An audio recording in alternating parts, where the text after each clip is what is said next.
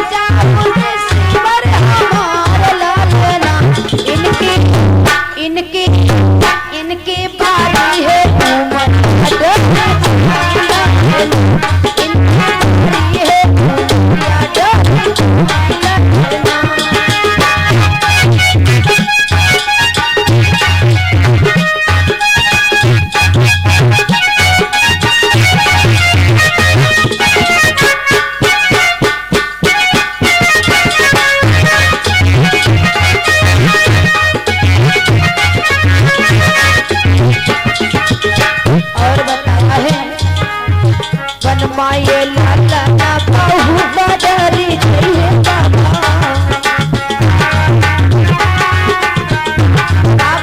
बाबा ये बारे बारे से दो सुकुमार हैं इस आंगन के बीच में खेलने वाले आप उस जंगल के बीच में लेकर के जाओगे वहां तो बड़े बड़े बनेले जीव है राक्षस है उनको देख करके ये दोनों सुकुमार ही डर जाएंगे बोले माये लाला ना बहुत डरी गई बाबा असुर दानव सामने से आई है बाबा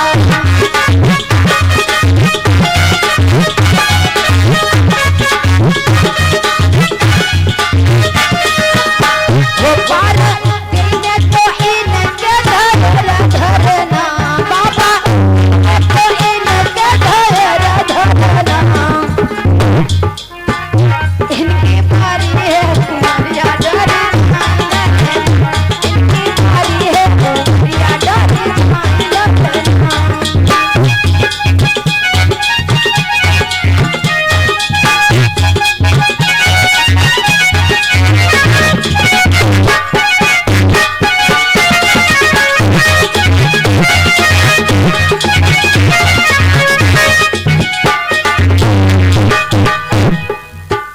जिस समय आज प्रिय भक्तों इसी प्रकार से महाराज दशरथ ने विश्वामित्र जी से कहा है ऋषिवर ये हमारे बारे बारे से जो दो सुकुमार हैं मैं तुम्हारे हवाले कर रहा हूँ अगर तुम्हारी यही बात है तो दोनों पुत्रों को ले जाइए और आज से तुम ही इनके माता हो तुम ही पिता हो तुम ही गुरु हो तुम ही संरक्षक हो तुम ही सब कुछ हो उसी वक्त प्रिय भक्तों बेटा राम से जवाब दिया है बेटा लक्ष्मण से कहा है पुत्र राम आए बेटा लक्ष्मण जाओ गुरु विश्वामित्र जी के साथ में जाकर के तुम उस ताड़क वन में उस जंगल के बीच में गुरु जी की सेवा करना इनकी रक्षा करना और आज से यही तुम्हारे माता पिता गुरु और रक्षक यही सभी कुछ है उसी समय प्रिय भक्तों इधर राम ने पिताश्री को दंड प्रणाम किया है बेटा लक्ष्मण ने और गुरु विश्वामित्र जी के साथ में प्रिय भक्तों चल देते हैं और जब चल देते हैं जा रहे हैं प्रिय भक्तों जाते जाते उसी समय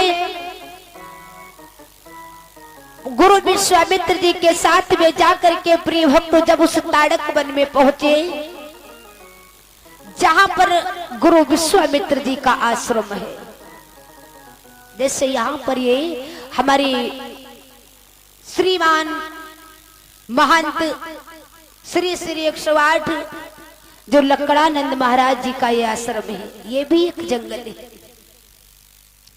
और इसी प्रकार से उस जंगल के बीच में प्रिय भक्तों, जब उस ताड़क वन में गुरु विश्वामित्र जी का आश्रम है, और जैसे ही जाकर के पहुंचे प्रिय भक्तों, जब तक क्या देखा कि दूर से वो ताड़िका नाम की जो राक्षसी है, दोनों पुत्रों को देखा तो आज वो आ रही है दोनों बच्चों की ओर। राम ने गुरु विश्वामित्र जी से कहा, गुरुवर ये कौन है? गुरु विश्वामित्र जी ने कहा था, पुत्र ये वही तो ताड़िका है, राक्षसी है। जब मैं यज्ञ का अनुष्ठान करता हूँ तो ये हमारे यज्ञ को आकर के विध्वंस कर देते हैं, वो परिपूर्ण नहीं होने देते, सफल नहीं होने देते। इधर राम ने गुरु विश्वामित्र जी से कहा कि गुरुवर अब आप जाइए और जाकर के अपने यज्ञ अनुष्ठान को परिपूर्ण कीजिए, मैं यहाँ पर पहरेदारी में खड़ा हूँ रक्षा करने के लिए। इधर गुरुजी तो उस कुटिया के अंदर चले जाते हैं, प्रिय भक्तों अपने यज्ञ अनुष्ठान करने लगे हैं। और जब उस यज्ञ अनुष्ठान को करने लगे हैं प्रिय भक्तों, जैसे ये सोहा सोहा की धुनी उस जंगल के बीच में गूंजने लगी, उस ताड़क वन में, और जैसे ही प्रिय भक्तों वही सब राक्षस आ जाते हैं जो आगे वो ताड़िका नाम की राक्षसी थी वो आ रही थी, और दिल में वो विचार कर रही थी कि ये कितने सुंदर सुंदर दोनों सुकुमार आए हैं जो बड़े प्यारे लग रहे, इन दोनों को भक्षण करके आज मैं जी भर के अपने पेट को भरूंगी, अपने आनंद को मनाऊंगी। उस राक्षसी ने, ताड़िका ने दिल में विचार किया, और जैसे ही वो भगवान की ओर आ रही थी, प्रभु ने उसको अपनी तरफ आते हुए देखा। प्रभु ने क्या किया है, अपने उस धनुष पर अपने बाण को चढ़ाया, जैसे छोड़ दिया है जाकर के उस ताड़िका के सीने में लगता, जैसे आज प्रिय भक्त उसका उद्धार हो जाता है, पृथ्वी के ऊपर गिर जाती, उसके प्राणों का अंत हो गया। बोल गोविंद भगवान की, बोले राजा रामचंद्र भगवान की। आज प्रिय भक्त महाराज दशरथ के दोनों सुकुमारों ने इस प्रकार से राक्षसों का वध किया उस ताड़िक वन में। इधर गुरु विश्वामित्र जी ने अपने यज्ञ अनुष्ठान को परिपूर्ण किया। उसी वक्त प्रिय भक्त उसी जंगल के बीच में गुरु जी की सेवा में प्रिय भक्त तत्पर हो गए, वहीं पर अपने जीवन को देने लगे। धीरे धीरे समय व्यतीत हो रहा, काफी समय व्यतीत हुआ। जब धीरे धीरे समय व्यतीत हो रहा, प्रिय भक्तों अपनी सीमा की ओर जा रहा। आइए इधर एक समय की बात है प्रिय भक्तों, उस जनकपुरी नगरी के बीच में रहने वाले जो महाराज जनक हैं, बड़े सुंदर राजा हैं, और उनकी पुत्री का नाम है सीता, जिस बेटी की उम्र है 5 वर्ष की। एक दिन की बात, जो महाराज शिव का वो वरदानी धनुष महाराज जनक के उस राज दरबार में रखा है। एक दिन की बात है, उस आज वो देवी सीता जिसकी उम्र है 5 वर्ष की, अपने सखियों के साथ में उस महल के बीच में प्रिय भक्तों खेल कर रही थी। और कुछ तो विद्वान बताते हैं कि वो देवी सीता उस जंगल के बीच में, उस महल के बीच में अपने पिताश्री के महल में बुहार रही थी, इन सफाई कर रही थी। और कुछ तो विद्वान बताते हैं कि सीता अपने सखियों के साथ में खेल रही थी। इधर जब वो देवी सीता उस जंगल, उस महल के बीच में खेल रही थी सखियों के साथ में, और खेल ही खेल में उस देवी सीता ने उस धनुष को उठा करके दूसरी जगह पर रख दिया। जो उस धनुष को कोई कभी हिलाने की तो बहुत बड़ी बात है, उसे कभी कोई उठाने की तो बड़ी बात, उसे कभी कोई हिला तक भी नहीं सकता था, क्योंकि शिव का वरदानी है। नजर आते हैं सावन भी कहाँ भया।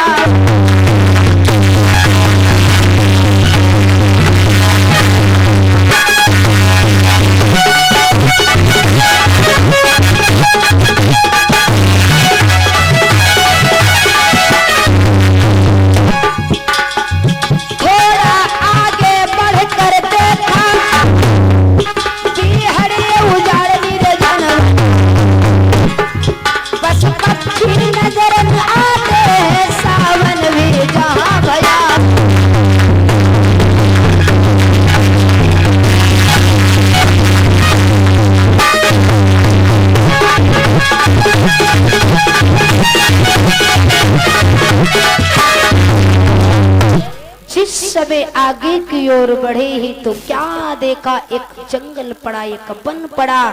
तो इसीलिए कहा कि थोड़ा आगे बढ़कर देखा, बिहड़ उजाड़ निर्जन बन है, पशु पक्षी नजर आते हैं, सावन भी जहां भयावन है।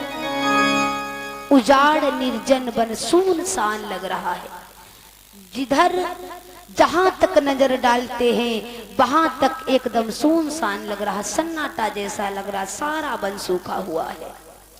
आगे क्या देखा, एक पासाड़ पड़ी है, उसके पास में एक तुलसी का पौधा है। एक शिला पड़ी है, उस शिला के पास में एक तुलसी का पौधा है। प्रिय भक्तों, तो उसी वक्त राम ने गुरु विश्वामित्र जी से कहा कि गुरुदेव, गुरुवर, ये मैं क्या देख रहा हूं, मेरे को समझ में नहीं आ रहा है। इतना बड़ा ये वन है और ये सारा वन जो है मुझे सुनसान जैसा लग रहा है, सन्नाटा जैसा लग रहा है, सारा वन ये सूखा है। लेकिन इतना बड़ा वन होते हुए इसे पासाड़ एक शिला पड़ी है, इस शिला के पास में एक तुलसी का पौधा ही क्यों हरा भरा है। जब ये कहा तो गुरु विश्वामित्र जी कहने लगे, बेटा, जिसको तुम देख रहे हो ये कोई साधारण नहीं, ये तुम्हारे चरणों की रज पाने के लिए तुम्हारा इंतजार कर रही है। ये कौन है? जवाब दिया, ये ऋषि गौतम की पत्नी अहिल्या है। इस प्रकार से क्यों गुरुवर? बोले गोविंद भगवान की, बोले सच्चे दरबार की। जब ये कहा तो उसी समय, इसका मतलब क्या है? तो गुरु विश्वामित्र जी समझा करके बेटा राम से बोले, बेटा कि एक समय की बात है, जो शिला तुम देख रहे हो गौतम ऋषि की पत्नी अहिल्या है, ये श्रापित, इसको श्राप लगा है। और वो श्राप किसने दिया है पता है? ये उस देवी के पति ने ही, यानी गौतम ऋषि ने ही श्राप दिया है। क्यों? जवाब दिया कि ये देवी जो अहिल्या थी बड़ी सुंदर थी, बड़ी सुंदर थी, और इस देवी की सुंदरता को देख करके एक बार जो महाराज इंद्र था मोहित हो गया। जब मोहित हुआ, लेकिन उसकी ऐसे तो कोई चाल नहीं चली, तो उसने जाकर के चंद्रमा का सहारा लिया। चंद्रमा के पास में गया और उस चंद्रमा से कहा है कि ऐ चंद्रमा, क्या? जवाब दिया, थोड़ा हमारा सहारा करो। क्यों? जवाब दिया कि उस देवी ने, उस गौतम ऋषि की पत्नी अहिल्या ने मुझे मोहित किया, वो बड़ी सुंदर है और मैं उससे मिलने के लिए जाना चाहता हूं, आप मेरा सहारा करो। आज प्रिय भक्तों, इसी प्रकार से जब तक इधर क्या हुआ, चंद्रमा कहने लगा, ठीक है महाराज। जवाब दिया कि गौतम ऋषि जो है प्रतिदिन उठ करके सुबह 4 बजे मैया गंगा के दर्शन करने के लिए जाया करते थे, और इधर उस महाराज इंद्र के कहने से चंद्रमा ने जाकर के रात्रि के 12 बजे आवाज को लगा दिया। और जैसे ही 12 बजे प्रिय भक्तों, रात्रि में 12 बजे जैसे ही आवाज लगाई, उस चंद्रमा ने उस मुर्गे के रूप में आकर के, तो गौतम ऋषि के प्रिय भक्तों नेत्र खुल गए और कहने लगे, मैं तो सो ही गया, सुबह हो गया। उसी वक्त प्रिय भक्तों, गौतम ऋषि ने उस समय अपने दंड कमंडल को लिया और लेकर के पुनः वो मैया गंगा के द्वार पर चल देते। इधर जब ये उस इंद्र ने देखा कि गौतम ऋषि तो गंगा के पार चले गए, उस देवी मैया गंगा के दर्शन करने के लिए गए हैं, तो उस राजा इंद्र ने मौका को पाकर के प्रिय भक्तों गौतम ऋषि का रूप धारण किया और जाकर के गौतम ऋषि की कुटिया में प्रवेश कर गया। जब कुटिया में प्रवेश कर गया, रानी ने नहीं पहचान पाया, प्रिय भक्तों उस देवी अहिल्या ने नहीं पहचान पाया, तो उसी समय प्रिय भक्तों जाकर के देवी अहिल्या के सत्य को निगाया है। इधर जैसे ही गौतम ऋषि उस मैया गंगा के द्वार पर पहुंचे, जैसे अपना कदम पहला चरण उस जल में प्रवेश किया, तो एक तो मैया गंगा की निद्रा खुल गई जवाब दिया, अरे कौन हो, आकर के मेरी निद्रा को तोड़ दिया है। मैया को वहां पर क्रोध आया है कि मुझे अर्धरात्रि भी आकर के जगा दिया, अरे कौन हो। गौतम ऋषि कहने लगे, मैया मैं तुम्हारे इस दरबार में प्रतिदिन आया करता हूँ दर्शन करने के लिए सुबह 4 बजे उठ करके, और मैया क्या तू आज अपने इस दास को भूल गई है। मैं गौतम ऋषि हूँ। गंगा ने जवाब दिया कि अय ऋषिवर, तुमने समय देखा है कितना बजा हुआ है, कितना समय है। अरे अभी 4 नहीं बजे हैं, सुबह नहीं हुआ है, ये तो अर्धरात्रि के 12 बजे हुए हैं। क्या? हाँ। अय ऋषिवर, ये तुम्हारे साथ में छल हुआ है। अरे जाओ, जाकर के अपने उस कुटिया में देखो क्या हो रहा है, छल हो रहा है। गौतम ऋषि उल्टे पैरों से वापस लौट करके आए और जाकर के जब कुटिया में प्रवेश किया है तो अपने ही रूप में एक दूसरे को देखा। तो गौतम ऋषि ने अपनी ओर देखा, फिर उसकी ओर देखा, इंद्र की ओर। तो क्या देखा, ये तो पापी इंद्र है जो मेरा रूप धारण करके मेरी पत्नी से मिलने के लिए आया है।